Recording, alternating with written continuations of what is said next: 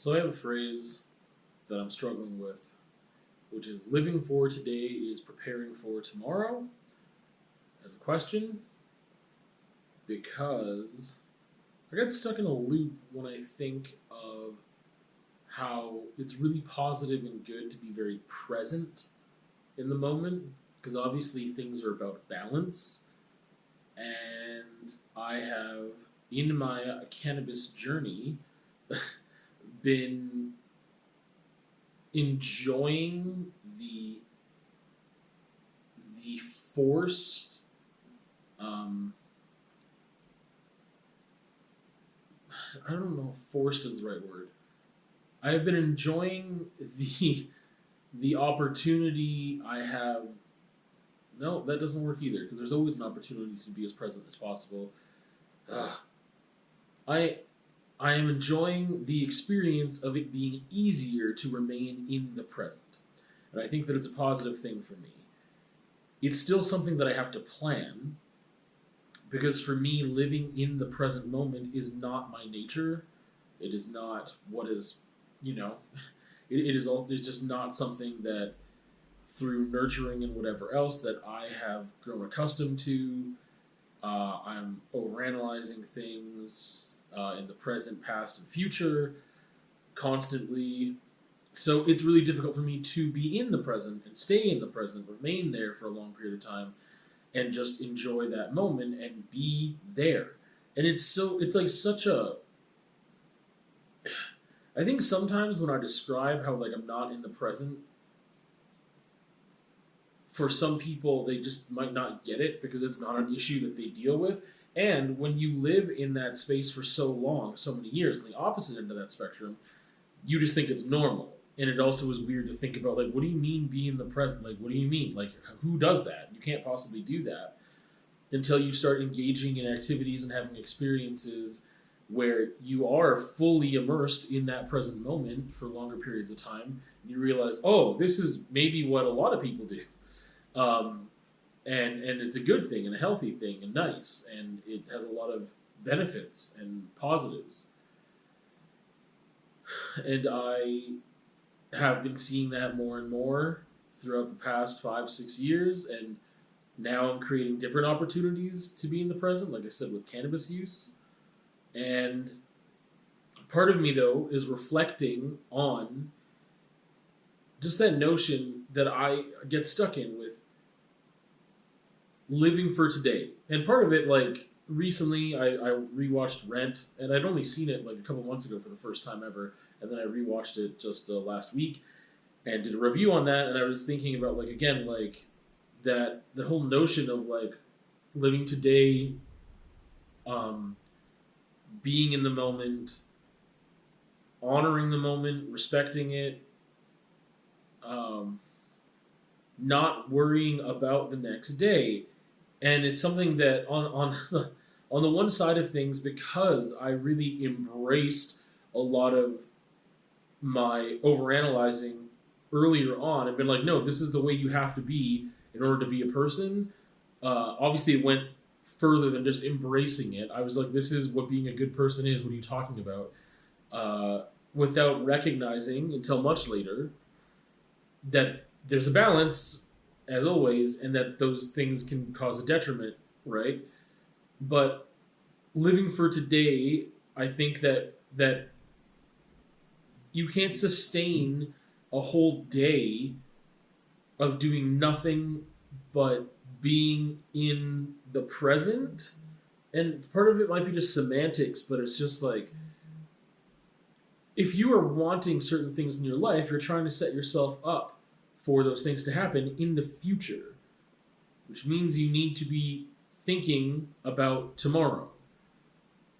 And that is part of a healthy balance. And I think that thinking about the past and reflecting on the past can be a part of a healthy balance, right? For me, thinking about the past and thinking about the future were all consuming, and there wasn't any time for the present. It was very, very few and far between. There's like very few activities that could take me to the present and to keep me in the present, for even minutes at a time, let alone hours. That would never happen.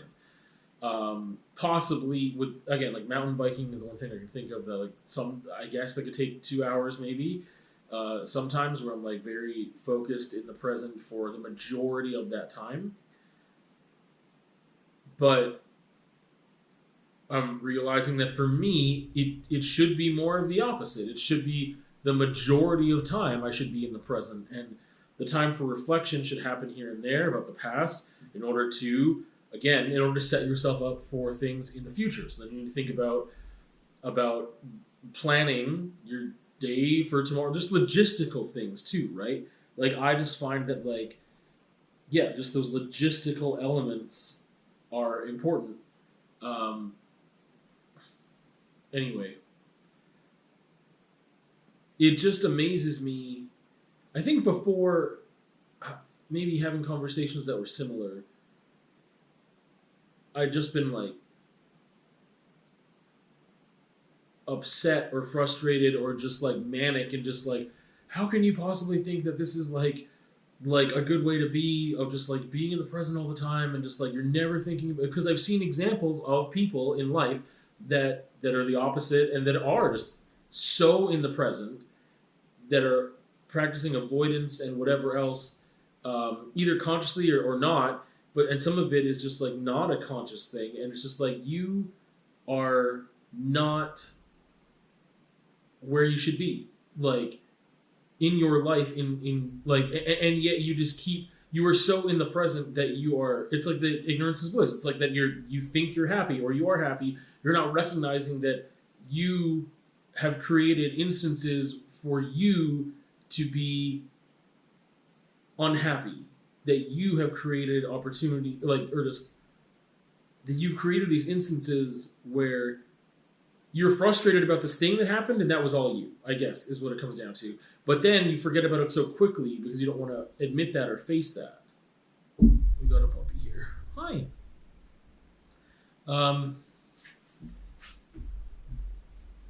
It's just interesting, just with hanging around people and spending time with people that can sometimes be incredibly different from you, and then trying to put that in, again, with having a better understanding of that balance for myself, of presentness, because I was always just thinking, like, that's not a, yeah, of course I'm in the present. Like, it's like, of course I'm in the present. I'm here right now. I'm doing this and this task, but meanwhile, my mind is always working on the past or the future or both. That's not being super in the present.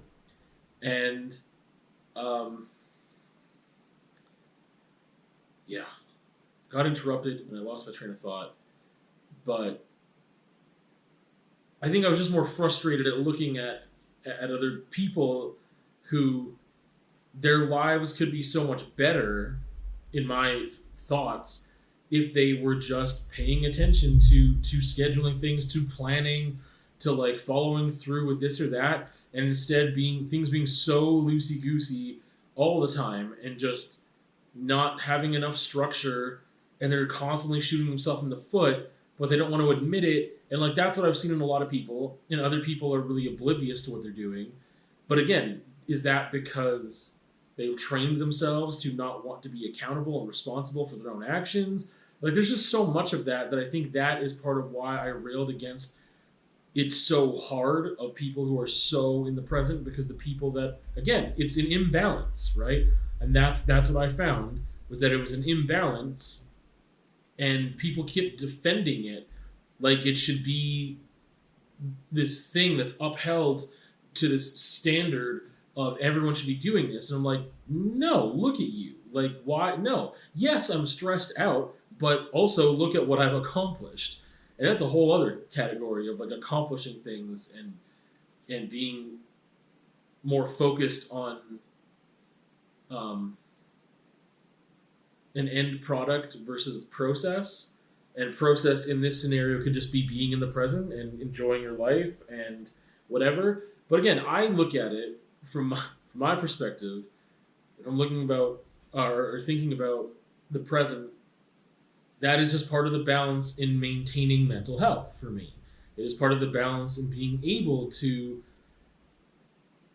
have a clear head so that I can continue to work on self betterment to affect change for myself in the future.